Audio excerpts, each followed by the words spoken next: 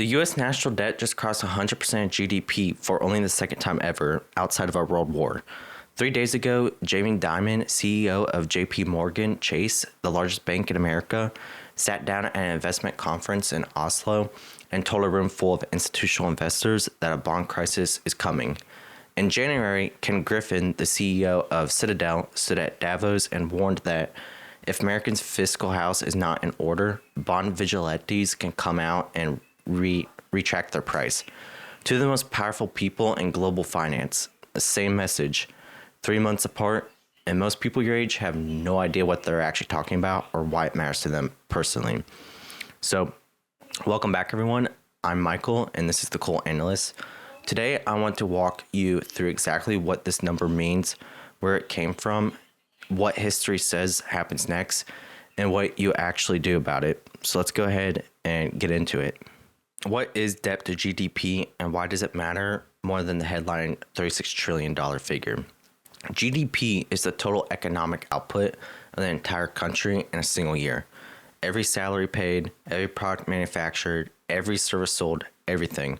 When your national debt equals your GDP, you owe 1 full year of your entire economics output to creditors right now. Debt held by the public, the number economists actually watch, not the gross number that includes what the government owes itself, hit $30.3 trillion at the end of fiscal year 2025, exactly 100% of GDP. And every single CBO projection shows it's climbing from here without reversal.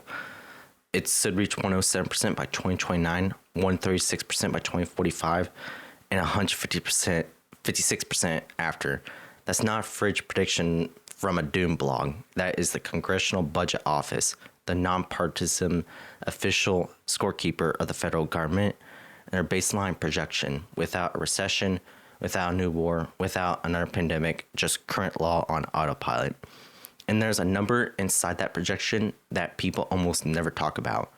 Rising debt under current law will reduce average American income growth by 16% between now and 2055, reducing income in that year by nearly 6% compared to a world where we stabilize the debt today. That is your career arc, your peak earning years, the salary your kids start with. This didn't happen overnight, and it didn't happen by accident. After World War II, U.S. debt hit 106% of GDP in 1946. Then something remarkable happened. Over the next 35 years, it worked all the way back down to 34%. How? It's pretty simple. Growth just outpaced borrowing. The post-war economic boom was real. Defense spending fell dramatically once the war ended. Political will existed to run smaller deficits. That combination works. History proved it conclusively. And then we got to the 1980s, which tax cuts came. So deficits started climbing. 2001, 2 wars put on the national credit card with no new taxes to fund them. And then you had 2008, the financial crisis, which we had an emergency stimulus. 2017, more tax cuts and a Jobs Act. And then COVID, roughly $5 trillion in emergency spending over 18 months. Each decision had a justification. Some were clearly the right call. You do not let the financial system collapse over a balance sheet concern. You do not let people starve during a pandemic over a deficit worry. But here's what nobody says clearly enough. The federal government currently spends $1.33 for every dollar of revenue it collects. The 2025 deficit was $1.8 trillion, 5.9% of GDP. The 50-year historical average deficit is 3.8% of GDP. We are running deficits more than 50% above the historical average. In a non-recession year with relatively low unemployment, this is not emergency spending anymore. It's structural. It's just how we operate now.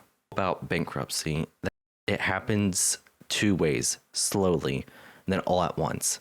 The interest payment data is where you can see the slow part already in motion.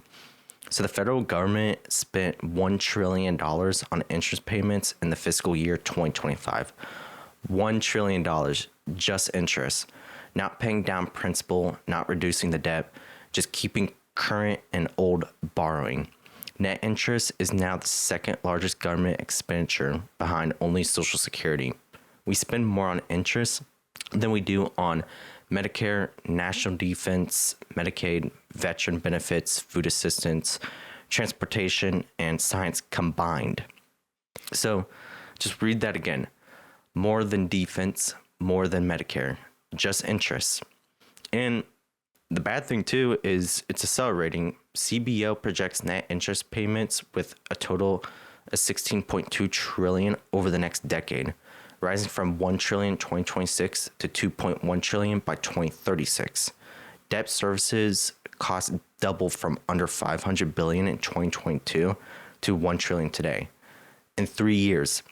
And the projection says it doubles again over the next 10. Think about what that does structurally. The money going to interest payments isn't going to infrastructure. It's not going to defense. It's not going to healthcare research. It's not going to anything with a return. It's just gone. Every year, the interest piles, it just grows, and the pile available for everything else shrinks. That's not political. It's just simple math. Here's the piece that I think is generally underappreciated, and it's the most urgent near-term risk in this whole story. The government needs to sell bonds constantly to fund the annual deficit, to roll over maturing old debt. All of that requires buyers, investors willing to purchase these US Treasury bonds. And the buyer base is changing in a way that matters enormously. A Wharton finance professor said it this year. The most important thing about debt is you need someone to buy it. We used to count on China, Japanese investors, and the Federal Reserve. All those players are slowly going away and are actually now selling. China, Japan, the Fed, the three biggest historical buyers of US government debt, pulling back or actively selling right now. At the same moment, we need to issue more debt than at any point in peacetime history. Basic supply and demand. More supply, less demand. Prices fall, yields rise. And higher treasury yields pull interest rates up across the entire economy. Mortgages, car loans, student loans, corporate borrowing, credit cards, you name it. Ken Griffin pointed at Japan specifically as a cautionary tale at Davos in January. Japan's bond market sold off, yields hit all-time highs, and Griffin's point was direct that is what happens when bond vigilantes decide a country's fiscal house is not in order. They come out and react their price, and it usually happens pretty fast. The UK lived this in 2022. Prime Minister Liz Truss announced unfettered tax cuts. The 30-year gilt yield spiked 200 basis points in a month. Pension funds faced margin calls they couldn't meet. The Bank of England said a number of pension funds were days from collapse. The central bank had to intervene as an emergency buyer. Truss resigned 45 days into her tenure. 45 days. That's how fast it moves when the market decides it doesn't want your debt. So here's what history says when this happens, and I have 3 historical cases with 3 different outcomes. So the first one is the United States post-World War II, what I mentioned earlier in this video. Debt was at 106%, and the outcome, 35 years of declining debt as growth outpaced borrowing. Growth rate averaged nearly 4% annually. Defense spending fell, political will existed. The optimistic case, it requires all 3 conditions at the same time. Right now, we have none of them clearly. The second case, Japan. 1990s onward, debt climbed after a crisis and never came back down. Now over 260% of GDP, 2 lost decades, a stock market that took 34 years to recover its peak, a central bank buying stocks directly just to keep the system running. Interest rates at 0 so long an entire generation never experienced a normal rate environment. The slow deterioration case, right? And then the third case, Greece, and this was 2010. Debt was at 130%, lost access to bond markets, and required an IMF bailout. Unemployment hit 27%, and that's the crisis case. So right now, the U.S. has structural advantages Greece never had. Reserve currency, the deepest capital markets in history, the most productive economy ever built. Those advantages buy real runway. They don't repeal the math. The question isn't whether the trajectory is sustainable. It certainly isn't. The question is how much runway we have before this slowly becomes all at once. So, what can you do about this? I can think of four things: practical, not doom. So, own assets, not cash. Governments carrying unsustainable debt historically resolve it through some combination of growth, inflation, and financial repression. Two of those three outcomes punish cash savers and benefit asset owners. So, equities, real estate, inflation protected instruments, that's historically a correct positioning. The debt trajectory makes this more urgent. Max your Roth IRA now. The most likely long run policy response to this debt level is eventually higher taxes. Not this year, maybe not this decade, but the math forces it. Paying taxes at today's rates, locking in a Roth contribution right now, is a direct hedge against whatever Congress decides to do in 2035 or 2040. They can change future tax rates. They cannot retroactively touch a Roth already funded.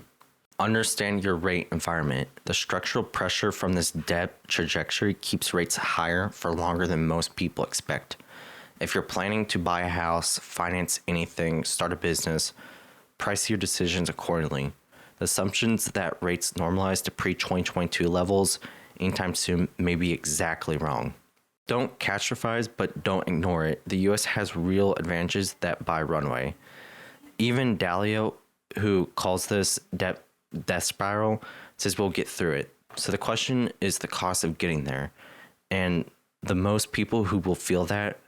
So the last thing I want to say is the US has a real advantage that buys runway. Even Dalio, who calls this a death spiral, says we'll get through it. The question is the cost of getting there. And the people who will feel that most directly are young people in their working years when these projections materialize. That's us. And knowing it exists is the entire advantage. To wrap things up, I just want to say again, debt held by the public hit 100% of GDP at the end of fiscal year 2025. Only the second time in history outside of a world war. Interest payments crossed $1 trillion, now exceed what we spend on defense, Medicare, and Medicaid individually.